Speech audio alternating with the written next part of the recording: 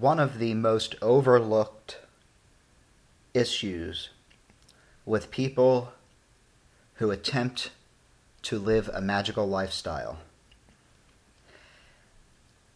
is they fail to take into consideration their own nature.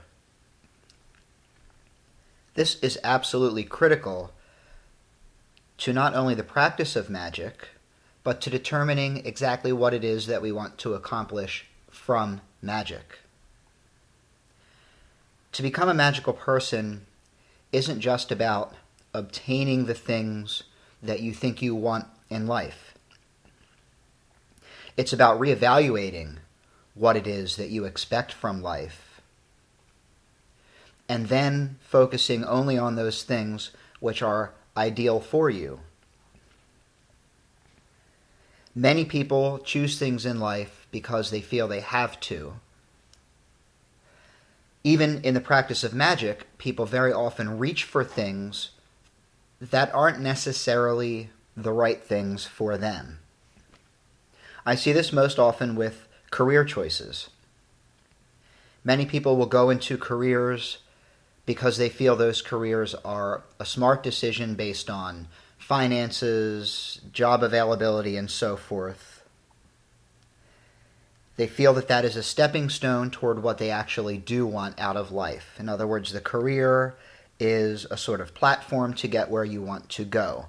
But that is contrary to the magical mindset, where we want to focus exclusively on what we actually want to be doing. And this is significant, that we focus on what we actually want to be doing rather than what we actually want to get or obtain. Because if we're doing what it is that we want to be doing, we've already obtained that which we desire. This is easier said than done, because we are very accustomed to making our decisions based on the world around us, what we're told by others, the rules of the physical world, the rules of society. Mom would tell us better to be a doctor than a cab driver, and we make a lot of our decisions based on that. Those people who do what it is that they want to do, as long as that thing is within their nature, they are always successful at doing it. So what is our nature? Understanding a person's nature, our own nature, is a process of looking within and saying, what am I good at? What am I bad at? I see a lot of people who fail over and over doing the same thing over and over. I believe it was Albert Einstein who said insanity is defined by doing the same thing again and again and expecting a different result each time. And when we find ourselves in situations in life where we fear failure or we lack direction, we tend to go back to doing the same things we always did, what they call the fallback position. And they ingrain us with this thinking from the time we are very young. You need something to fall back on, so we fall back. If life is a series of fallbacks, then we never really move forward at all.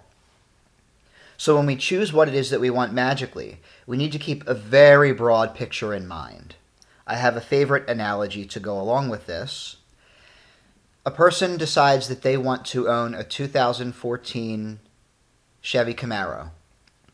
They have always wanted a muscle car. They want to own that car, and what they're going to do is leverage their knowledge of magic to get that car. It's very likely that they will be able to do this. But then, having not really addressed the important situations in life, they may end up with the car and find themselves unable to make the payments. They may be afraid to park the car at the grocery store because they can't afford to fix the ding that they'll get in the door from a shopping cart or another driver. So they park at the end of the parking lot to protect this precious thing that they've built their entire life around, but which their life does not support. The better focus magically would have been on prosperity and success and wealth and stability. And along that process, what this person would probably find is they didn't want the Chevy Camaro to begin with. They wanted the things that they thought it represented. All of those things: wealth and prosperity, stability, success. It wasn't the car, it was the idea of what those things could bring, i.e. the car. So magically we have to think in larger terms than just the immediate result, the immediate gratification. We need to think about what makes us happy and what will fulfill us in the long term. And then everything else just fills in the rest. But when we become so focused on one individual thing, we lose sight of the bigger picture, and that's where most people go wrong. And everyone is capable of doing this, and everyone does it. I myself have done it and learned from my experiences. We've discussed the difference between dynamic magic and practical magic. What I'm explaining right now is dynamic magic. It is the big picture. What things do I do that get me toward my ultimate goal? And what things do I avoid doing that would keep me from my ultimate goal? And that's different from practical magic, which accomplishes very specific things in the short term and sometimes can help reinforce our dynamic magic. If I were well off and particularly wealthy and stable, and I wanted that 2015 Chevy Camaro, I would simply go out and buy it. But let's say there's a shortage of the color that I want, and I'm told it's very difficult to find. I can afford the car, I could have the car, but the particular car that I want is elusive. This would be an opportunity for practical magic, to get that yellow and black one that I really had my heart set on. A relatively simple spell to direct that fate. That's a very specific want, a specific desire. So magic is two-sided. It is dynamic and it is practical.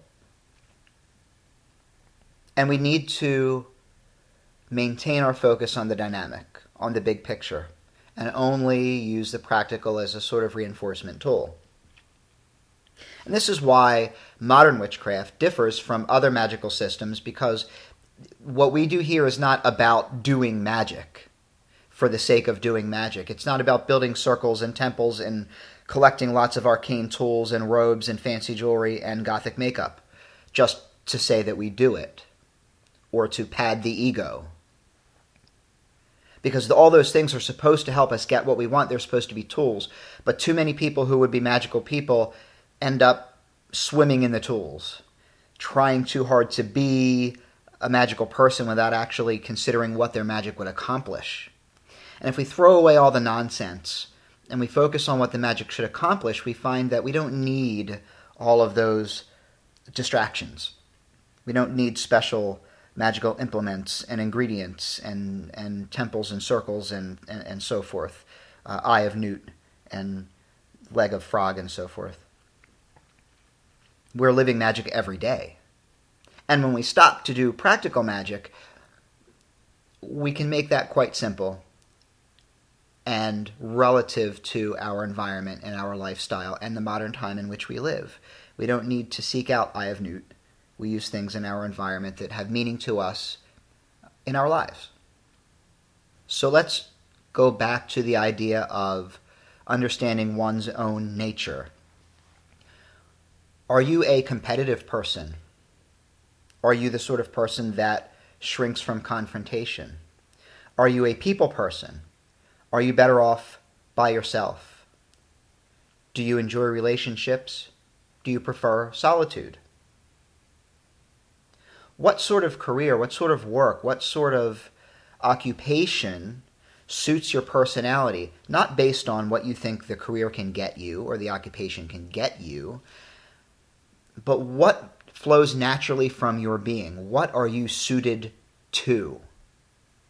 That's the beginning of finding happiness. What am I suited to?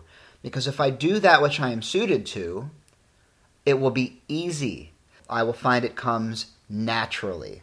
But if we choose something that we are not suited to, we will never be successful. And it's just one more giant roadblock in life. So how do magical people, decide what is their nature?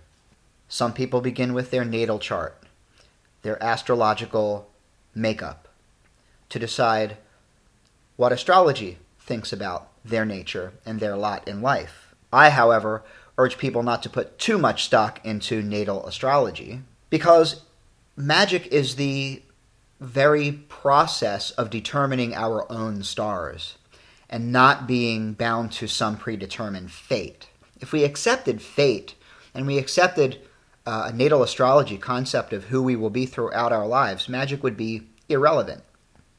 That said, if you read your natal chart and find that it reinforces what you already believe about yourself, or perhaps opens up new ideas about what you may be doing wrong in life, then that is good information for reflection. Most importantly, sit down and write a list of things that describe you. And then sit and write a list of things that don't describe you. What is your antithesis? Use those lists to compare, to contrast with those things you would choose for yourself in life, and determine whether or not they are suitable. And this process of reflection very quickly makes us aware of who we are.